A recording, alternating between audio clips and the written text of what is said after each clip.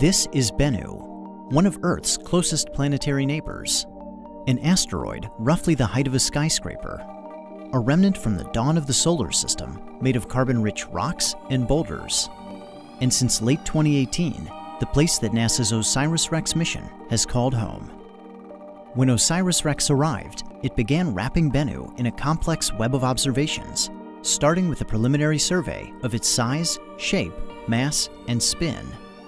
On New Year's Eve, OSIRIS-REx was captured into orbit by Bennu's minuscule gravity, making it the smallest world ever to be orbited by a spacecraft.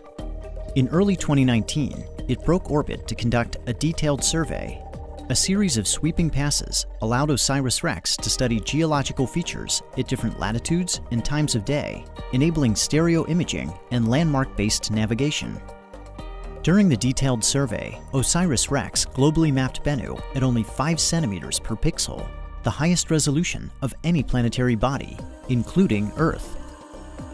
On June 12th, the spacecraft entered a new orbit at an altitude of just 680 meters, setting another record and establishing a home orbit for the remainder of the mission. In September, it began reconnaissance on 4 candidate sample collection sites, potential locations on Bennu to touch down and collect a sample later in the mission. OSIRIS-REx concluded its first year at Bennu back in orbit, circling the asteroid's terminator, or boundary between day and night.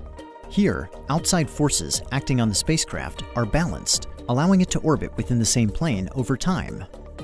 Reconnaissance resumed in early 2020 with close flyovers of the primary sample collection site Nightingale and the backup site Osprey. In mid-April, OSIRIS-REx performed the first of 2 rehearsals prior to sample collection. It navigated to a predetermined checkpoint about 125 meters above Bennu, then descended to within 65 meters before backing away. After the checkpoint rehearsal, OSIRIS-REx flew one final reconnaissance sortie over Site Osprey. Then it made a series of high-altitude maneuvers while rebooting its onboard processor and preparing for its second rehearsal of the sample collection event. On August 11th, OSIRIS-REx departed its home orbit and made a 4-hour traverse to Bennu's northern hemisphere, retracing its earlier path. After performing the checkpoint engine burn to begin its descent, it made a second engine burn called Match Point to match Bennu's rotation before backing away at an altitude of approximately 40 meters.